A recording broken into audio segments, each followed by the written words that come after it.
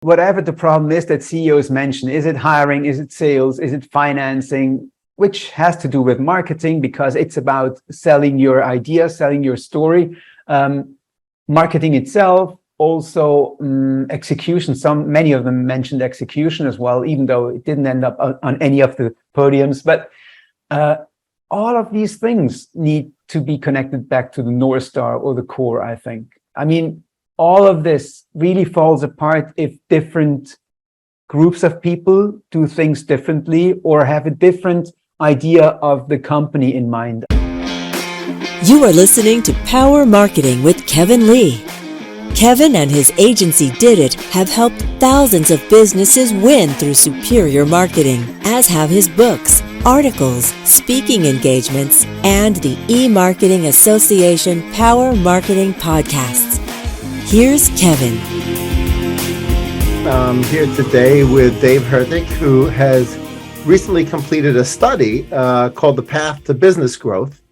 And the study has some really interesting findings in it. So I wanted to have David on to discuss, first of all the hats he wears, because he doesn't just wear the Boom.CEO hat. He wears a couple of other hats as well, including some really philanthropic and social impact hats. So perhaps before we dive into the study, Dave, if you want to sort of give your sort of personal elevator pitch as to sort of the things you do every day.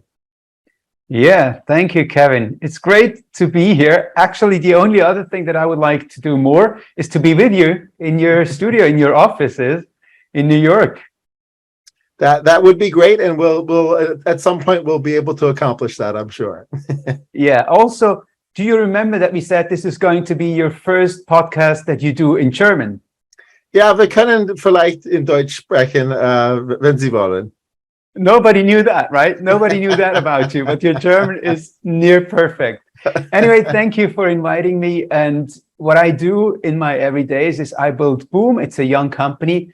We help the progressive CEO to drive business growth. And the way that we do it, or at least my personal contribution to that, is that I reach out to CEOs, figure out who are the progressive ones. We can talk about what a progressive CEO is versus a non-progressive. It's especially tricky when it comes to the US because you have the two-party system and one seems to be called the progressive and the other one not. So that it has nothing to do with that. Let me just say this for the moment. So on one hand side, I connect with the progressive CEO, and on the other hand side, I connect these people with what we call the next level solutions. And the best example that I can give you is that I have a magician in my team, a partner of ours, who helps CEO to hire the right people only.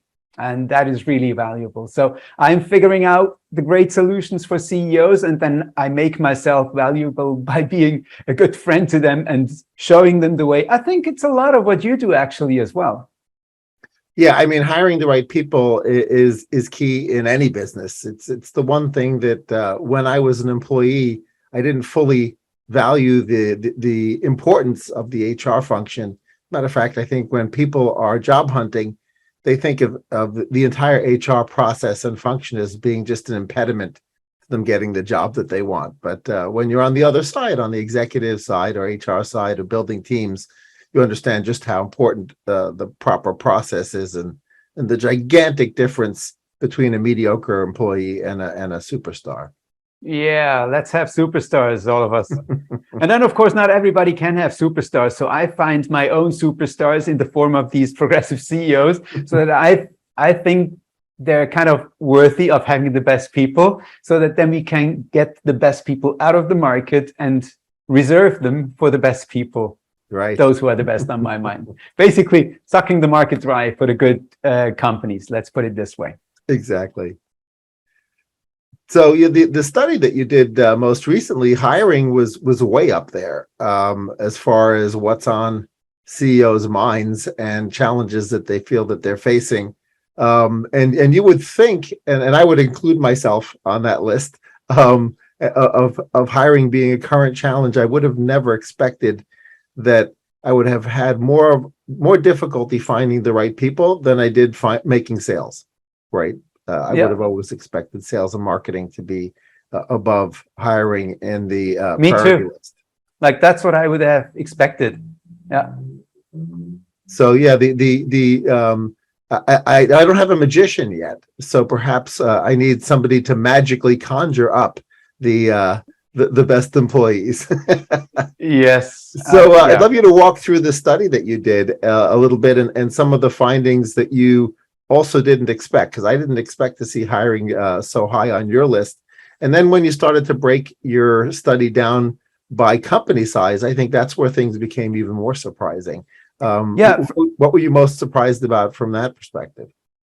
The most surprising insight that came out of the study, the CEO study 2022, is exactly what you just mentioned, that most of these CEOs said, my biggest challenge when it comes to driving business growth is to hire the right people. So after we came out with the study, people acted almost bored and said, of course. But before that didn't come up in the conversations that I had so much.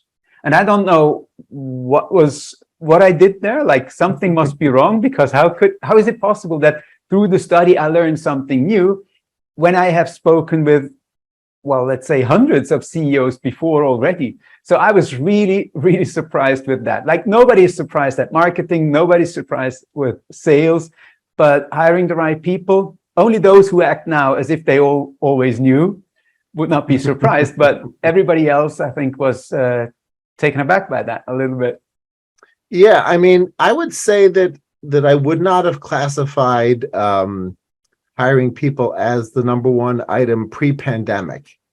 I think the pandemic, between a variety of dynamics, here in the United States, they had this thing called the Great Resignation.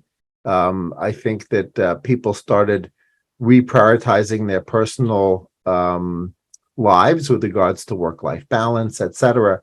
And I think to some extent that shook up the labor market. And when combined with a shortage of labor of a particular skill set, particularly in the digital marketing arena, I think that manifested itself as more of a hiring challenge post-pandemic than it was pre-pandemic.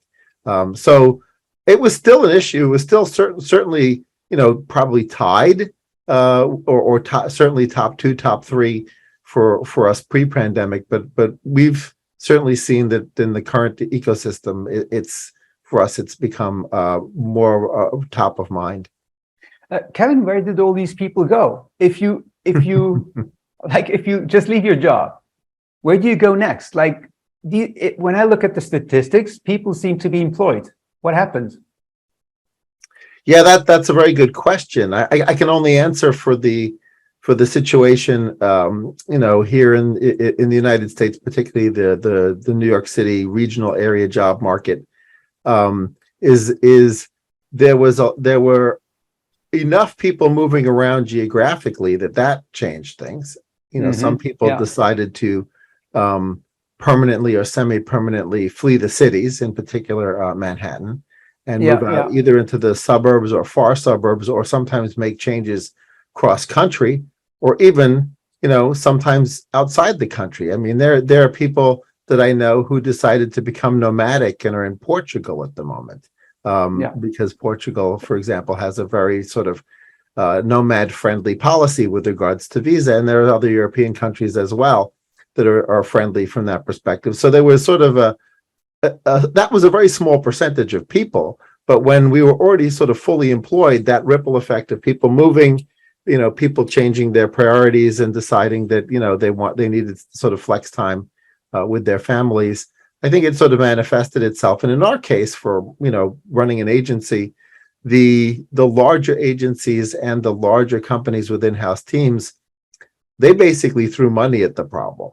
right? Mm-hmm. And so that just, I think, exacerbated the problem. Also, I think it's probably worth mentioning that we see that there's been a failure in the educational system, in that the resumes come with the buzzwords on them, but the people are not ready to actually be high contributors at the organization. So it's forced us to rethink the way in which we hire more junior level people, almost to be apprenticeship style with internal mentorship, because Otherwise, you have no other choice for junior level people. You're unlikely to find them where fully ready to join your company. It's wild. It's such an effort. Yeah, I don't know if you got into the in discussions, maybe not from the survey questions necessarily, but in your follow-up impromptu conversations with your the folks that you deal with, as to how they've changed their internal training infrastructures to fill the gap, basically, because there's definitely a gap with regards to what the colleges and universities, how they prepare the students for the workforce. I think part of that is the fact that in many industries, what people do at junior level roles is a little bit more vocational than it might have been in the past. And what I mean by vocational is it is a profession, it's an expertise, right? And certainly within certain types of businesses like law, medicine, and accounting, it's understood that colleges are preparing people with a very specific expertise to go out into the world. For the other, maybe engineering and computer science as well, but once you move into sort of some of the other categories with regards to being prepared to be for example, a marketer or a digital marketer, they'll teach the concepts, but you need to be able to apply the concepts, right? Yeah. So they don't just teach accountants the concept of accounting to prepare them to be an accountant. They teach them how to do accounting, right? Yeah, and that doesn't happen in digital marketing and in marketing in general anymore at most universities that we see resumes from. Yeah, and even if you have a job like being an engineer, for instance, you're still part of a team. Yeah, and that has nothing to do with being a good engineer. So, right. there are so many things that are going on when it comes to driving team performance, to building winning teams. So a lot of psychology behind that as well, which is what we specialize in. Not me personally, but the partners that we work with, those people that we call our next level solutions. Because if we don't have new solutions for that new kind of problem, then most probably we're not going to get very far. Absolutely. I noticed when you did your breakdowns, and I urge people to download the study. Where would they go for the study, Dave? I would say they should go here. Can you see that? Yes, I can. boom.co/CEO-study-2022. Great. There's you created 3 tiers when you asked the questions, so that it would be sort of up to 10 to 20, and 21 plus from a staffing perspective with size. Understand the different needs at the different tiers. Were those breaks arbitrary? Like, how did you come up with where you felt like the breaks should be? Yeah, I would say we can design this better in the future.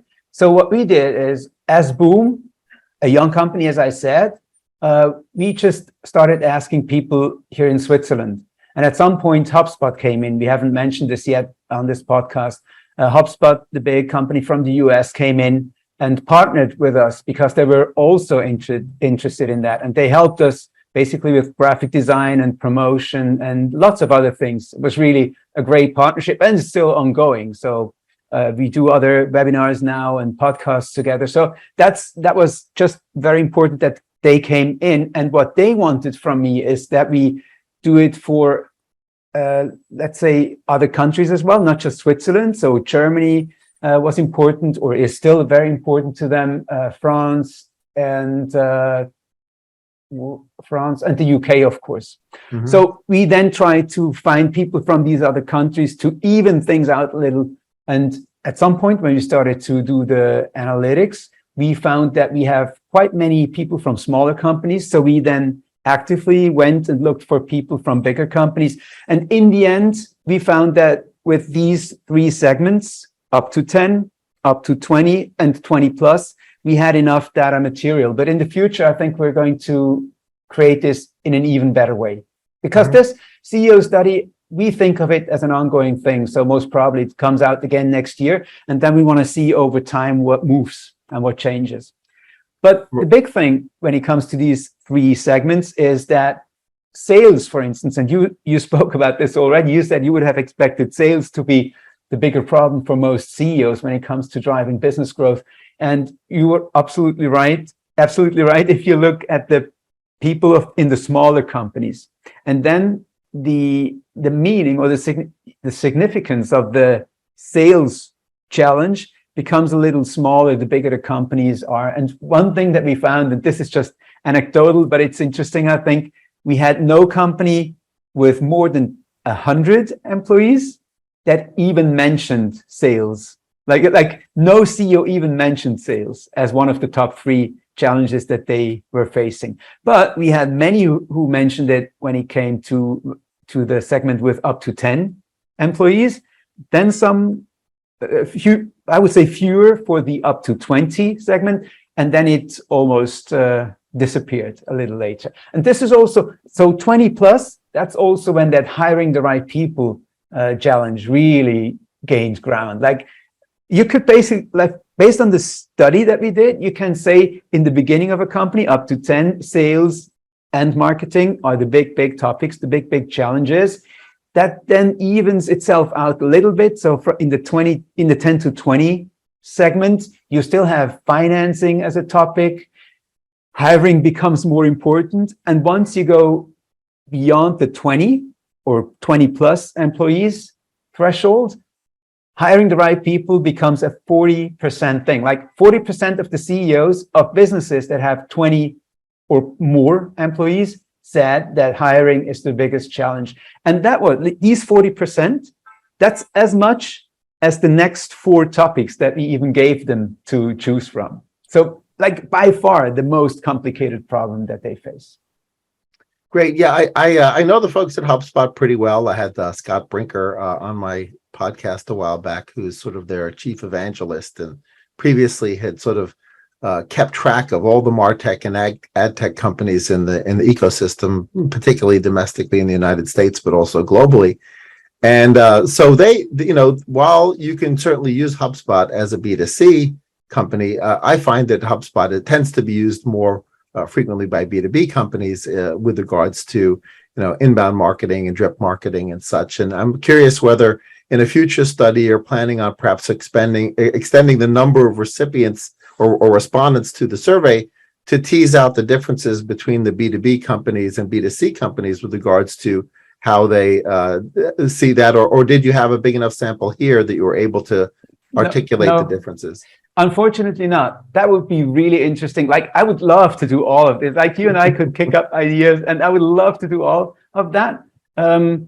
For this time, we were just happy that we had the 160 plus people who responded. Some of them were on calls with me. So it was quite a thing to get these. And also we didn't use just everything. So for instance, people who didn't give us their name, we didn't use their insights, So we also wanted this to be a quality thing, this CEO study 2022.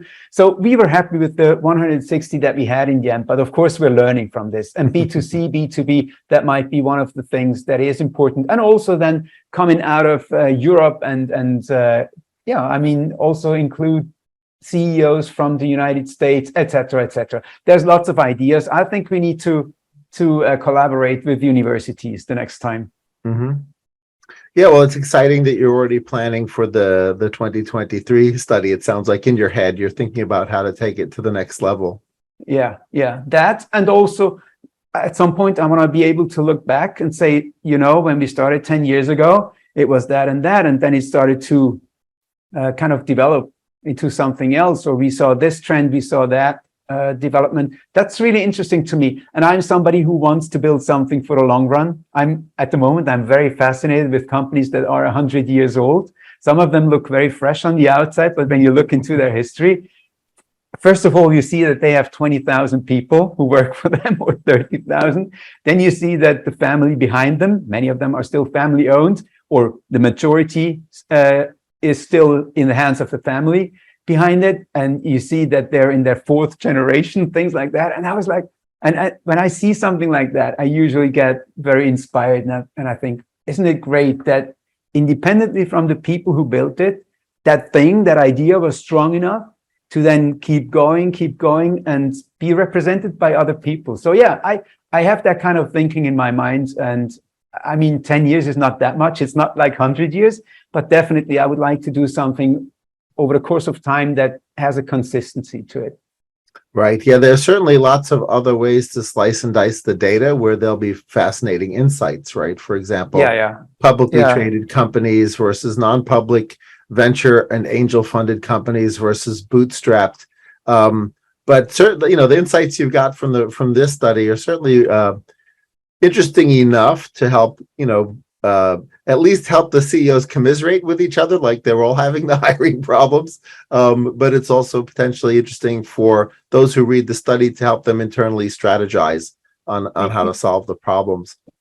Yes, and it was also important to us and to the people from HubSpot that we did not just talk about the problem, but that we also addressed it, or that we gave insights. So we also asked CEOs who participated to give us their insights on how to overcome some of these challenges.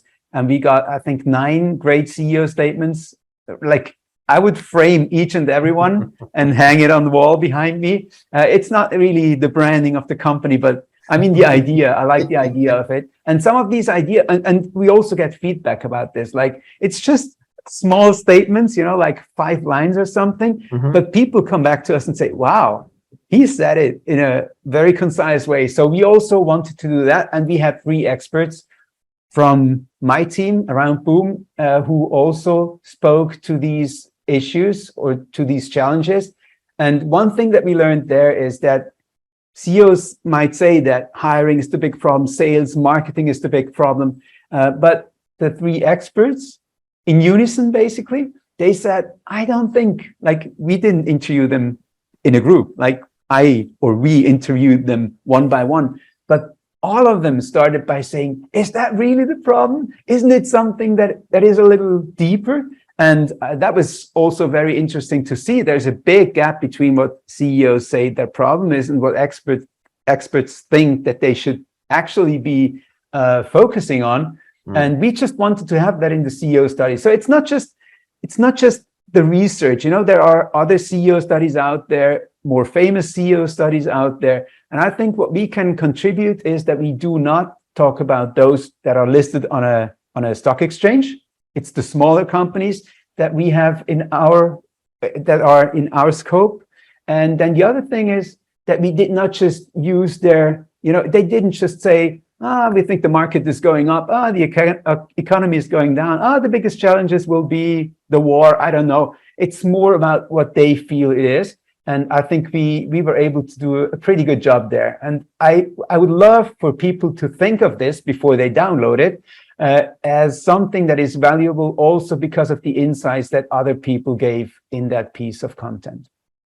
Absolutely. Do you think maybe you'll create a sort of 50+ tier on the next study as well to try to, capture the next company stage of growth? Or most probably. Maybe it's 75, maybe it's 100. I don't know what the natural breakpoints are. I certainly have felt, 50 and 100 are arbitrary numbers, but it just sort of feels like there are certain points where you have to start to add additional layers of management, and the types of people that you hire are different. Yeah, Kevin, I think you're absolutely right. And you said these are arbitrary breakpoints, but what I'm learning at the moment is that there seems to be a break point at around 70 people, which is when some venture capitalists in that specific case told me that they start seeing a company almost as being a small version of a big company, because the second layer of management gets created. And then there seems to be another break point, if you want to call it that, at 250. Where some of these people, the C-level people, don't do anything else but manage. So they're not in the business anymore. They are not talking to clients anymore, except if they choose to, but they're not in sales anymore. They're not in the development teams anymore. They're really just managing. And that seems to be another thing. You call it a break point. I think it is a point where things can break because it makes you something else as an organization. So I'm looking into that. We'll figure out whether these are the two or whether there is other people with other experiences who mention other ones. But yeah, absolutely. I mean, this is something that we want to improve, especially if we're in this for a long run. Yeah. I was just smiling internally to myself because I was thinking, okay, so the one exception to that upper tier breakpoint is Elon Musk, who's still in the factory and on the launch pad and probably in the code. Yes, I wouldn't say that he's a typical CEO. No, Like to I would me, agree with he you really there. is the visionary, the entrepreneur. I don't even know whether he would see himself as a CEO in the sense of I manage the company. I'm not sure. Unfortunately, I haven't spoken with him about that. I would love to. I will someday, maybe. And maybe we should do that together. But Right. I don't really know how this works. All I can say from the outside is that it seems that there must be a highly motivated team, great people, too many people who want to work at that company, which is also why he can do somehow silly things sometimes, and it doesn't really hurt the company. So Mhm. he can basically do whatever he wants to do. That's what I get from the outside. But most CEOs, and when I say CEOs, and when we focus on CEOs, what we mean by that, of course, is that they could be founders, they could be entrepreneurs, but it's not what defines them. And I think if you look at it in a matrix, basically there's the CEO who is the founder, and that's usually more the entrepreneur. And then you have the CEO who is an employee of the company, and there you have the managing CEO, like the person who sees themselves as managers. To give you an idea of what that could mean, I met one CEO who said, "No, I don't want to grow." And I said, "Why not?" Because they didn't tell me that they want to grow. If they told me that they want to grow, I would tell them how much it costs.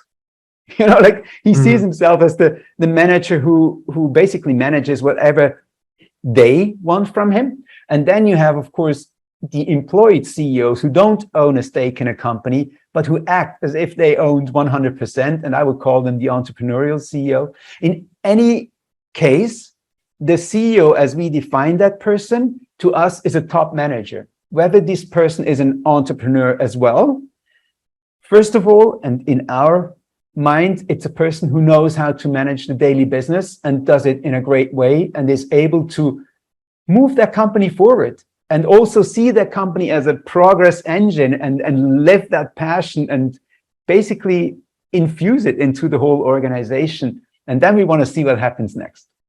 Yeah, I'd love you to give your point of view on the idea of, vision and visionary. I think you mentioned the word visionary with regards to Elon Musk. And certainly there are organizations where there is a single visionary, right? And then there's the idea that for some organizations, particularly ones that have either gone through generational evolution or are publicly traded and gone through their third or fourth or fifth professional CEO as a manager, right? At that point, the vision needs to be sort of more organizational, right? As opposed to necessarily an individual, right? And then Yeah. that starts to overlap into mission, because mission and vision are not necessarily always the same within an organization. They're different statements. And so I'd love you to talk about that and how you've seen that as being important as you potentially move from a visionary individual to sort of the company's mission and vision as being separate and distinct. The first thing that comes to mind is that Simon Sinek, in his book Start With Why, clearly said it, and I think this is the most overread part of his book, that you don't invent a why or a purpose, as we could also call it. You don't invent it, it's already there. You go examine it. It's in the story of the founder, and that makes a lot of sense to me because I feel that the business that I'm building here is almost like my twin brother. It's like it's me in an organization, basically. And I think it's the same with your company. Is it or is it not? Yeah. Absolutely. So, and I think that makes sense. And Simon Sinek, in my view, clearly wrote it there.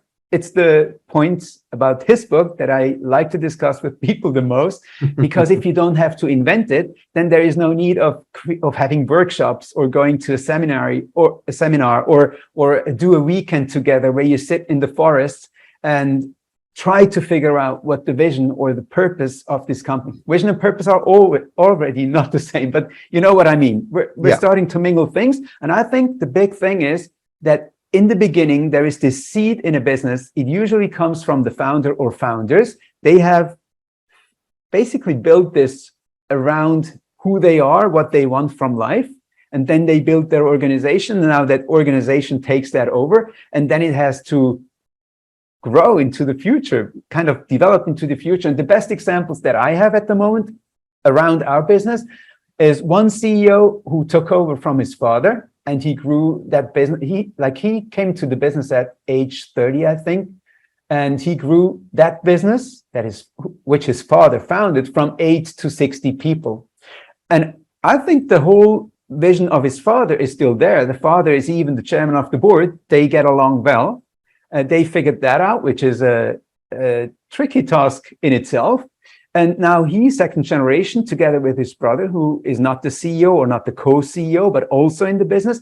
They try to continue this legacy, if you want to call it that, and they do a great job at that. So this guy is an entrepreneur and the CEO, but not the founder.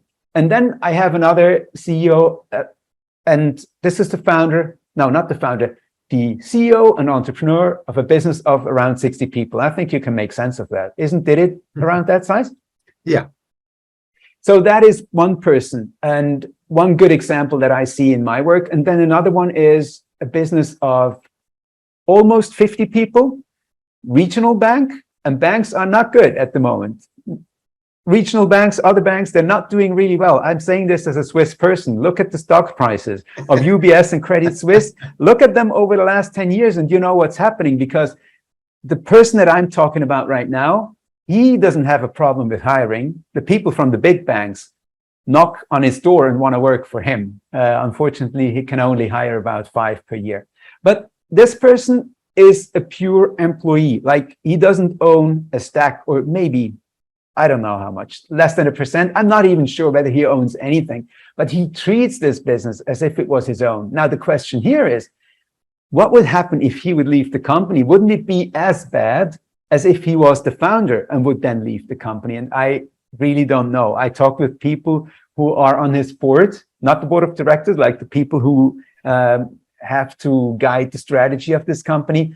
And they tell me straight that they don't know what would happen to the business. Like, no, they don't say it this way, but they say he's basically irreplaceable. And if he would leave the business, then they would just need to figure it out. Like, they're not pessimistic, but they say he's a one of a kind. We know that. We take all we can get from him, go all the way with him, try to make it as good for him as we can so that he wants to stay. And this is basically what he seems to want anyway. And then we hope for the best in a way, if the moment would come where he would leave the company. But I think, and you know that better than me, because your business has grown so much larger or bigger already than mine, it's really tricky to remove yourself out of the equation.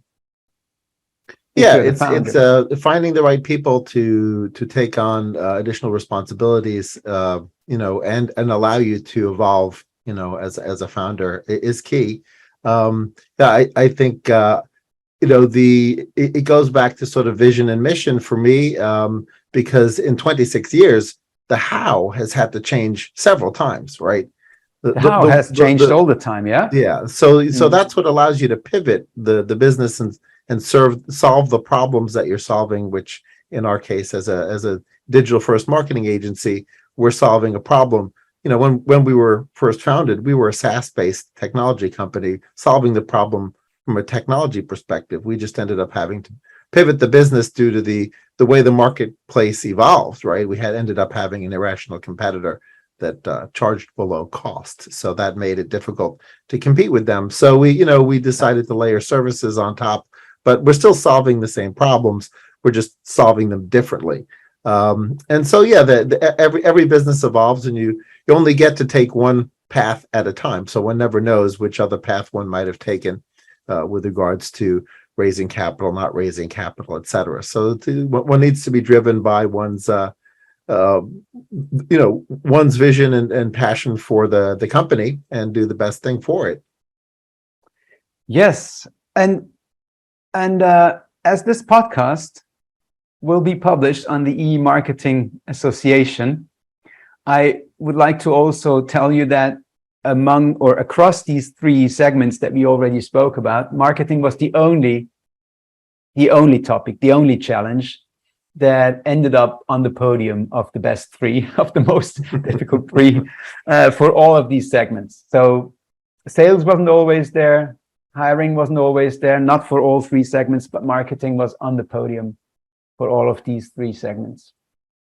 Makes sense to you, I'm sure, because you work in the field and you know what pain points your clients face. Absolutely, yeah. And it's interesting because what I've seen with clients over the years is that based on client size, where the client is in their journey, and sometimes industry, the lines between sales and marketing are sometimes very blurry, and the lines are sometimes very distinct.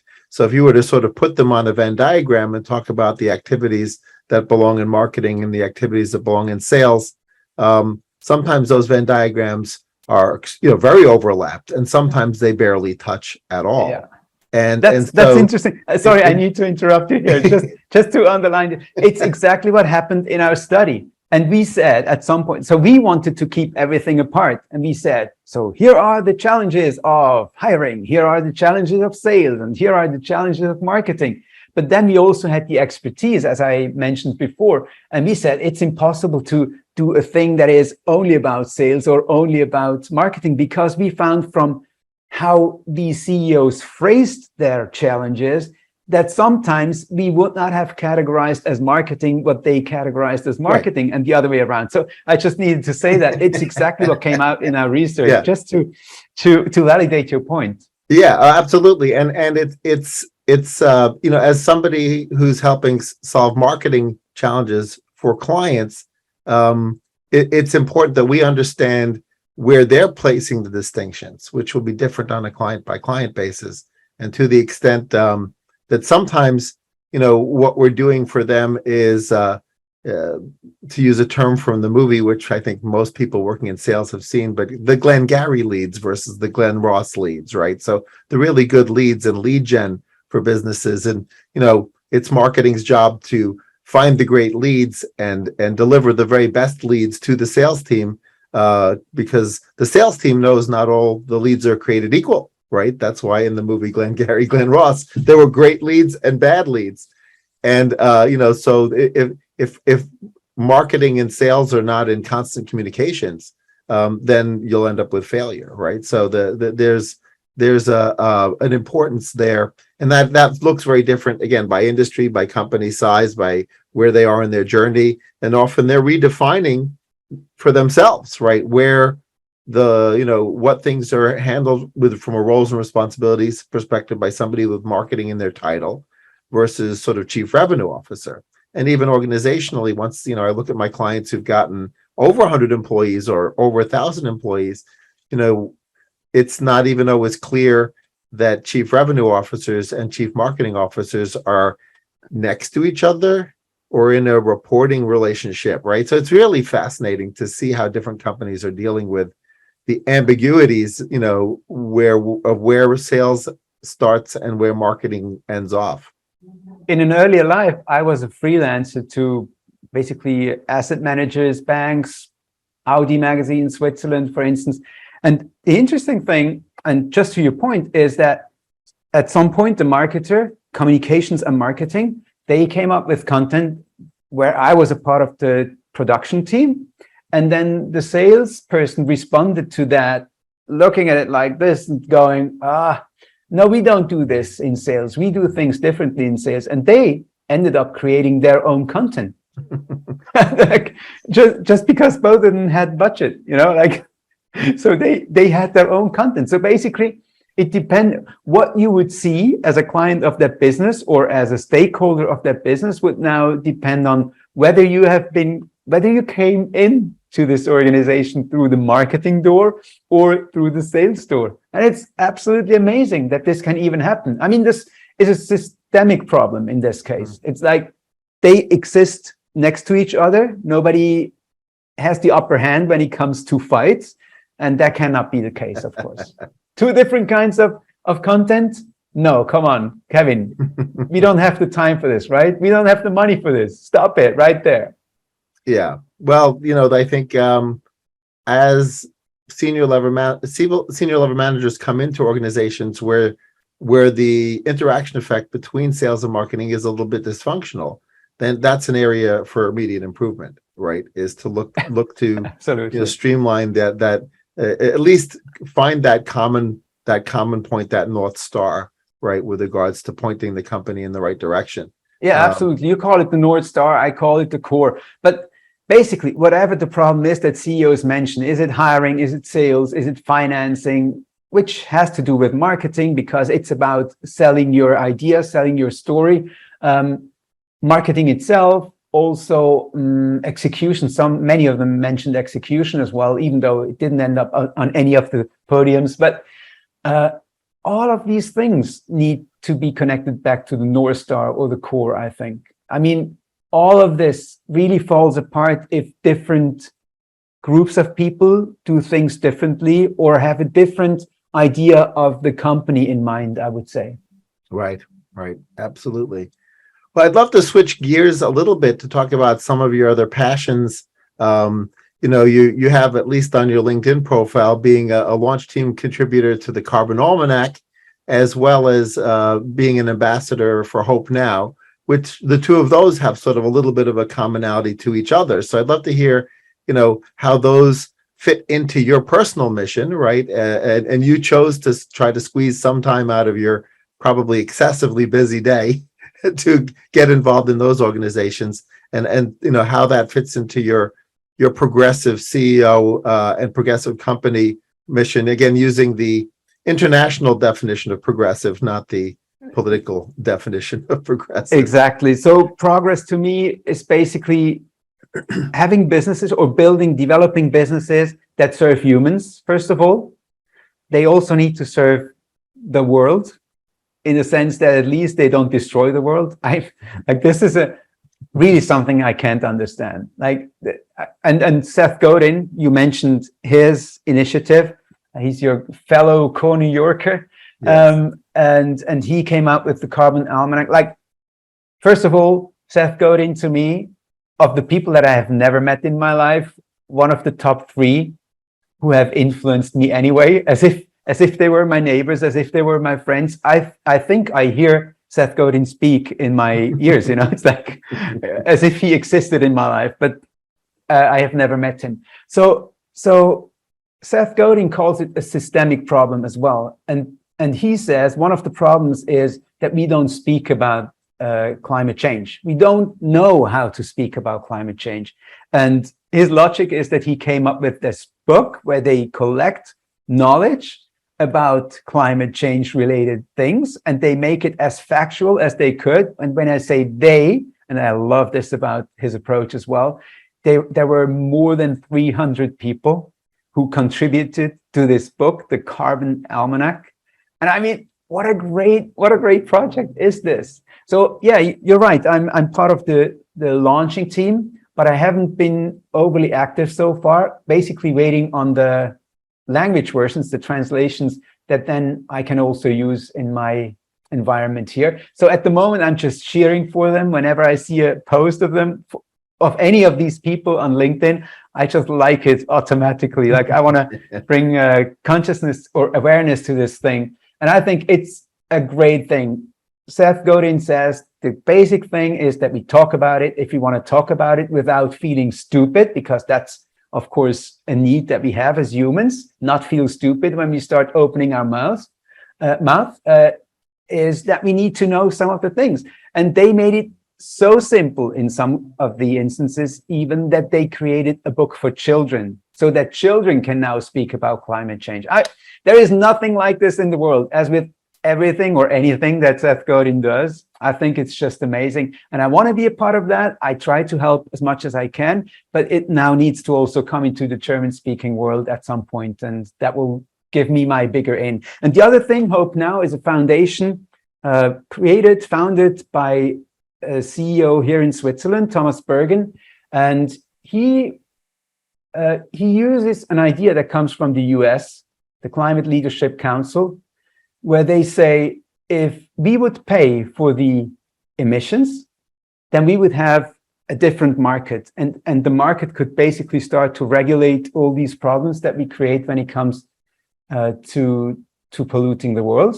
and the right things would then be set in motion. And I believe that so much. And I helped him to build this organization, not only in my role as an ambassador, but for some time in the beginning, I even had a mandate to build the back office for him, because he's a CEO of a business with, I think, more than 170 people, get abstract, and they have more than 400 freelancers around the world who work for them at any time, at any point in time.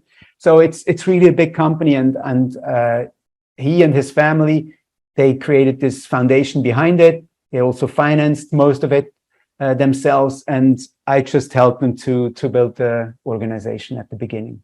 Now I'm just the ambassador, but at the beginning I was the guy who helped them set it up. Right. Well, I think it's certainly one of the sort of existential threats for the planet is climate change, and regardless of how good of a scientist you are and how good of an AI you've put into modeling out the future based on emissions or whatever else you're factoring in there, the reality is nobody knows quite how bad it might be or how quickly it might arrive. But I think certainly why take the risk? Most of the scientists agree that it's probably not worth risking the future of future generations, particularly for low-lying areas. I mean, the impact to low-lying areas of the sea level rise is quite catastrophic, not just in the Maldives, but a lot of low-lying coastal areas.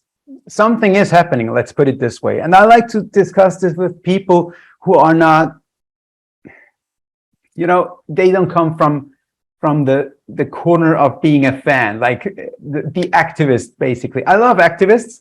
I'm an activist in some other areas in life, I would say myself, business especially, in a way that's also activism. But I don't want to fall to the bias of just listening to one side or the other. And that kind of plays back into progressive or not progressive, but this time in the political sense of the word. And I would just like to mention that, I'm interested in hearing the other side as well. The other side sometimes even says, even that narrative that most scientists say it is like that might not be true. I listen to all of that. I don't worry about that too much. I want to hear all of it and not just fall into the trap of only being in one filter bubble. And then the other thing is that Climate Leadership Council thing that I mentioned before, where I said this is an idea that came from the US and still exists in the US, that came from the Republicans. And I like the fact of that. Like, it didn't come from those who already say, yeah, we need to save the planet. No, it came from people who, I would say, look at things more or less from a little different perspective. And they said, we need that. And then they said, and it's us, the Republicans, who need to start it, because if it comes from the Democrats, the credibility will not be high enough. So they started it from the Republican side and only later made it a bipartisan thing. I love that about their history as well. I'll have to look more carefully into that history. I wasn't aware of the history of the organization. I had heard about it, but I wasn't aware of their CLCouncil.org. And then the 4 pillars. It's really, it's quite simple to understand. It's great. I mean, this should be here already. Like, this should be installed. And by the way, in Switzerland, and this is one of the things that Thomas, the founder of that foundation, I think has achieved. He's hesitant about saying I have achieved it because a political party took it and ran with it. But he's now discussing things with them as well. And I think he has started it in Switzerland. And it is now becoming a political topic. And we will see what happens. But I think he has that impact already. At least he started something here. Yeah, well, the Swiss don't have to worry about the rising waters as much as many other countries do. You're sort of landlocked. We have to, we have to think about our co-humans and about all the other things that happen to the climate. Of course, I mean the water levels rising. That's one thing. You're right about that, but I don't think you can look at the world this way, because if everybody needs to climb higher, then at some point they will be with us in the mountains. Right. Not that that would be the biggest problem in the world, but I think I mean, there are problems. So let's put it this way, and to make this short, if the worst scenarios would happen, then this would be catastrophic for all of us anyway, independently from rising water levels. Yeah, so sure. in my mind, it's not even that important that I can tell myself whether or not this is the biggest problem in the world. It's just that I don't understand how we can have a stupid system where people can use a resource like clean air and pollute it and not pay for it. That's where it stops Right. for me already. So I don't really need to go into the political debate. It stops for me right there. I want to change that. I want to improve systems. That's who I am. That's what I do for my clients as well. And yeah, that's that. Great. Well, thank you for joining me, Dave. It's been a pleasure chatting with you, and look forward to keeping up with your efforts and seeing next year's study. And look, here it is again. Please download, get in touch with us. And thank you very much, Kevin, for getting in touch with us as well. By the way, I reached out to you 5 times, and then the CEO study was interesting enough for you to get in touch with me. I really appreciate that, and I'm happy that we ended up on this call. Likewise. Thanks so much. Kevin Lee's Power Marketing is available on all your favorite podcast networks. Kevin loves helping businesses excel at marketing. Having marketing challenges? Just like Santa in The Miracle on 34th Street, if Kevin can't help you, he'll know someone who can. Find him on LinkedIn, subscribe, or follow.